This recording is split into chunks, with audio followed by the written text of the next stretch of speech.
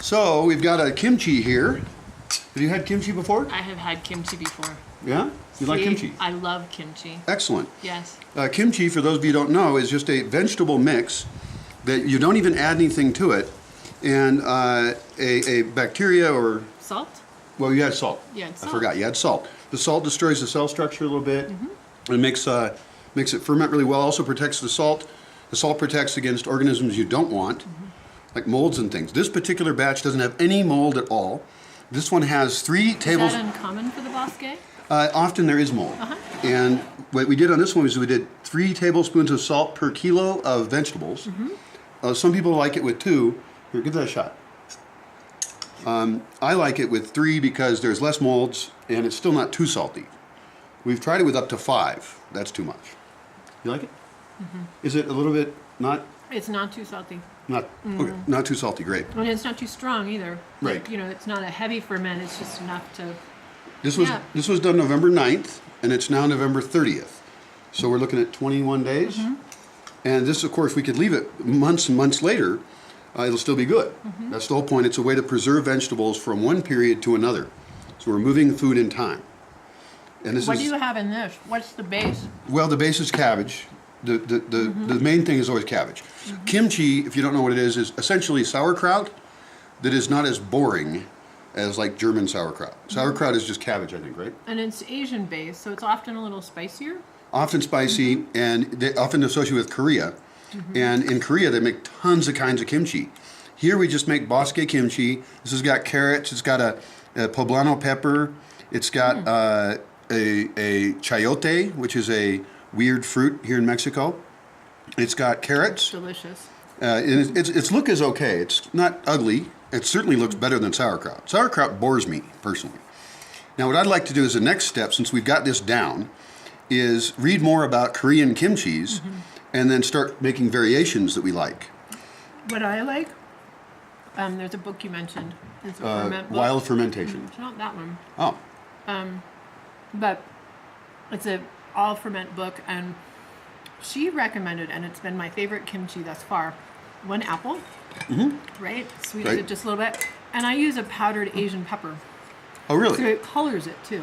Right. It's a pretty, so the Korean kimchi is always going to have a little pink or red tint to it because of the specific peppers that they use. Right. And there's just infinite experimentation we can do. You can use cayenne, but Right. there's a specific one that they use. Right.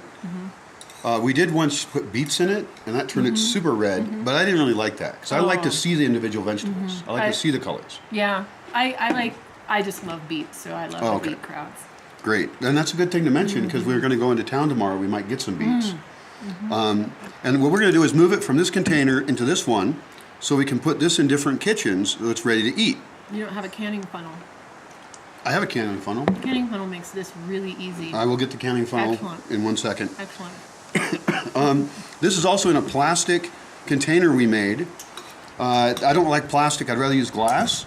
We also had a glass thing made that goes inside of it, and that holds the vegetables in it so that the liquid is above the vegetables. If the vegetables are above it and exposed to the air, then they're going to go bad. So we want to keep it under the salty water. And any other thoughts on kimchi?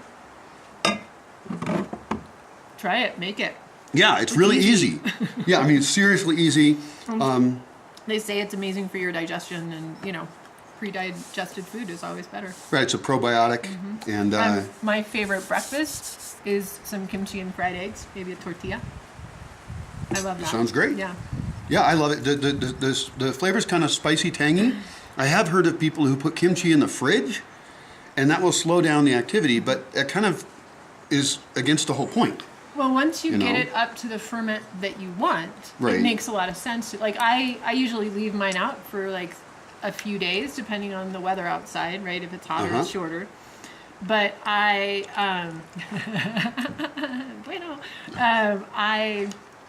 tend to leave mine on the counter approximately 3 days, and then it ends up in the fridge. And it's in a half gallon. I make a half gallon at a time. Right. So I keep mine in the fridge. Well, in my case, I don't have a refrigerator and I don't want one. Right. So I'm against things going in the refrigerator in general. But anyway, this I have made this, and it's lasted over a year. And I've tried it, and it's still good. But I think for me, I think I like it about a month and a half. and it gets a little more tangy, a little more flavor, because this is fairly mild. Yeah, I it's think. very mild. Yeah. Very, very mild. Yep. The great thing I love But about very it. delicious. Yeah. It tastes a little bit more like a sauerkraut to me than a kimchi because it doesn't have the pepper in it. Right. And the reason we're loading this one up is because you said you don't like things very spicy.